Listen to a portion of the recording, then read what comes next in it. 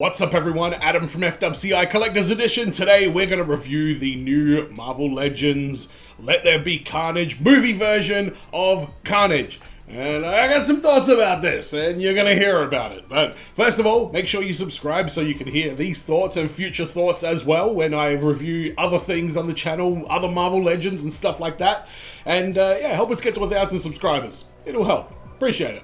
Now, Carnage. Let's talk about the packaging first. It's this nice square box packaging. I always like that. We've got some decent artwork on there as well. It looks pretty good in the package, I guess. I don't know, I'll give it like a 7 out of 10. There's nothing that impressive about it, but it's tidy, it's nice and clean, and everything's packed in nicely, so 7 out of 10 on the packaging. My first impressions of this figure unboxed is that it looks crazy good. It looks really, really good. It looks like Carnage, and it is huge. It's so big. That's probably the main thing that I pick from this, is just the sheer size of this figure. So at first glance, I think it's great, and I definitely give it a thumbs up. But we're going to get to the rest of it. But we're going to talk about the accessories first of all. So he comes with a couple of sets of hands. One is your regular, Carnage hands, and then the other is a combination of a Carnage hand with like a blade sticking out of it, and the other one is just a blade, no hand, just all blade. It's on a great hinge as well, so it gives you quite a bit of movement for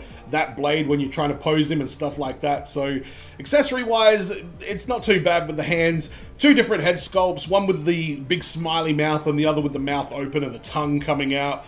They both look pretty good. And then you get the tendrils that plug into the back. So it comes with 3 different tendrils. 2 of them have 2 different tendrils attached, so it looks like there's 5, but there's actually 3 holes on the bottom, and then the third one is just 1. They do actually swap out certain parts on a couple of these things, but not all of them. Some of them are sort of molded in, but there's a couple of the sort of variety of weapons that stick on the end that you can swap between tendrils if you so please. So no Woody Harrelson head for this one, which it wouldn't make any sense because the figure is so gigantic. I don't know how they would do a Woody Harrelson head, so I'm fine that there's no unmasked head of Carnage. But looking at the paintwork's great. I think the paintwork is 10 out of 10. You've got this really deep, blood red color. They've got the black on there as well. It looks pretty close to the movie, but I think this is maybe a fraction more vibrant red, which I think is a good choice because it definitely needs that red to make it pop. The paint on the teeth and on the eyes is all pretty flawless on both. Actually, I got a little bit of overlap on my closed mouth head on one of the eyes, just a little bit of white, but it's still pretty clean, so I can't really complain. The tendrils, on the other hand, doesn't look like there's any paint application on these at all. It's just the red rubber, and a couple of them have the plastic on the tip. But let's talk about the articulation, and this is where, in my opinion, things kind of go off the rails with this figure in a pretty, not a significant way. I'm so torn on this figure. The great things about it are really great, but the bad things about it are, quite bothersome.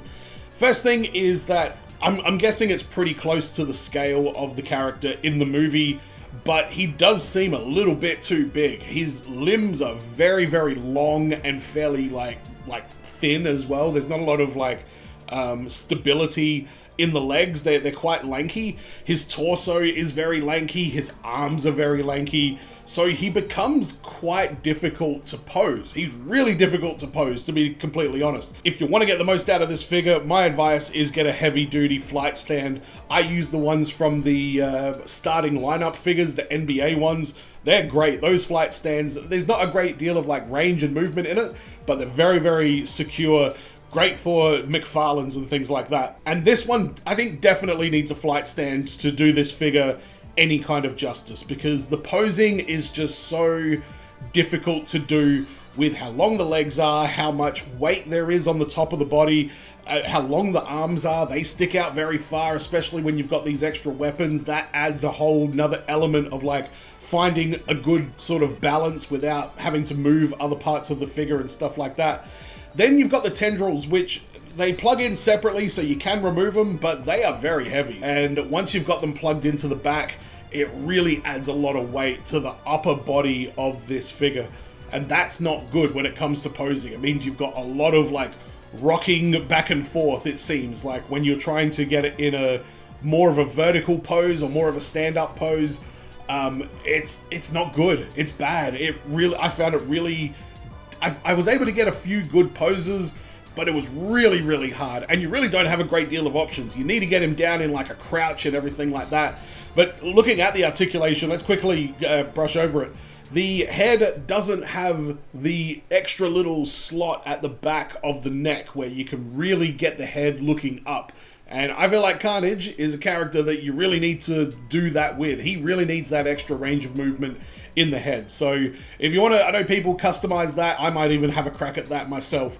But a little bit disappointing that the head has that fairly basic articulation. No butterfly joints on this one. It is pinless, double jointed, got bicep cut. What else we got here? The torso there's two parts to it. So you get the big twisting part at the top, and then you've got that crunch right down the bottom of the abdomen as well. So you can get a good like sort of crouch down pose. Bit of extra articulation in the torso makes this figure like even remotely passable in my opinion for posing and stuff like that. Looking at the bottom, I don't think the hips are drop down hips. No, it doesn't look like they are, but you do get a thigh cut and then double jointed pinless legs. And once you get down to the ankles, I would have liked better range of movement in the ankles in terms of up and down and like back and forth. It feels like you really need that extra ankle movement to get certain poses to, you know, compensate for all the weight that you've got from the tendrils and stuff like that. But just because I'm talking a whole bunch of crap about the feet right here, will they still pass the Tarantino test? Tarantino test.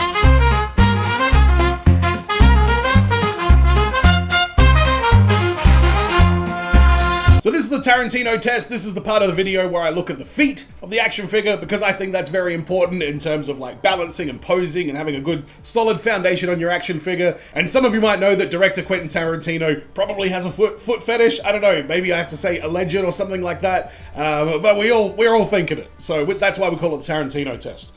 Carnage does not pass the Tarantino test. Don't like it. The feet are, I feel like they're not flat enough. There's a bit of like plastic, it's a part of the design, but there's a bit of plastic like around the edge of the foot, which then means the middle of it goes in a little bit, so it's not like dead flat. You got these weird toes. I don't know, I know that's the design, but you know, whatever, it is what it is. I don't know how much of this is based on that core, what was his name? Crow from the Eternals. Not Core, I'm thinking Core Skeet from The Rehearsal. Hey, you all know Korsky. His educational situation is a fraud, da-da-da-da-da. My educational situation is a fraud. What? As I mentioned earlier, trying to stand this figure up in like a vertical sort of pose, it's not good. It's very, very difficult, and especially if you're trying to do it with, you can maybe do it with one of the tendrils in there and have a decent amount of control over the pose, but once you get one of these double tendrils in there, like, it's really, really hard to sort of get a good pose. It's not so much it's hard to get a good pose, it's hard to get it and keep it, or get it and make it stand in that pose and stuff like that.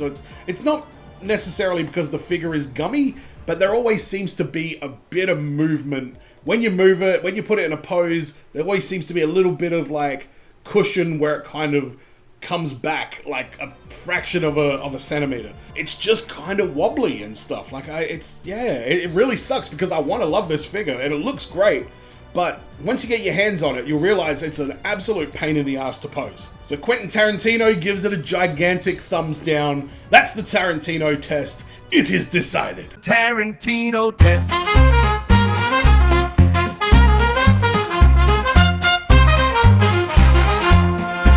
So my final thoughts of this figure is, if you really liked that movie, or you've got some sort of sentimental attachment to that movie, or that, you know, Sony Marvel Cinematic Universe offshoot that we've got going on, if you really liked that movie and that version of Carnage and everything like that, get this figure to satisfy that sort of like need that you have to, you know, remember this movie and glorify this movie in the way that we all love to do. If you're just looking for a Carnage, on the other hand, I reckon you can get a lot better Carnages than this, and especially for the price. This was pretty goddamn pricey. This was $90 dues, $90 Australian, at Zing, which is the EB Games offshoot. I think they've been getting a lot better as of late.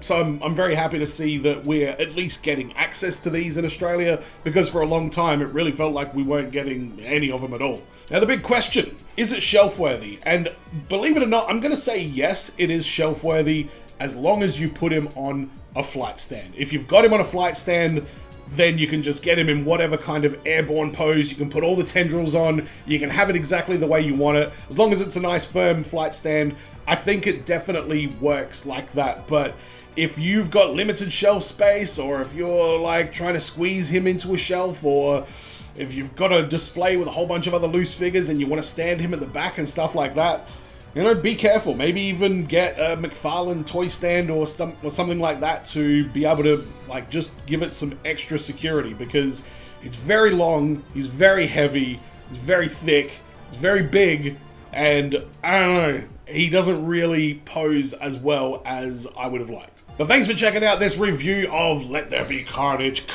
Let me know in the comments what you thought about this figure. Let me know what you thought about this review. Let me know any criticism, changes, or stuff that you want to see on the channel. I'm pretty new to the action figure side of YouTube. I have a reaction channel that's doing fine, but I'm new to this kind of world, and I'm very keen to hear what everybody has to say about what I'm doing and what I can do better and what you'd like to see more of in the future. And as always, everyone, be well, stay safe, look after your figs. See you in the next video. Peace.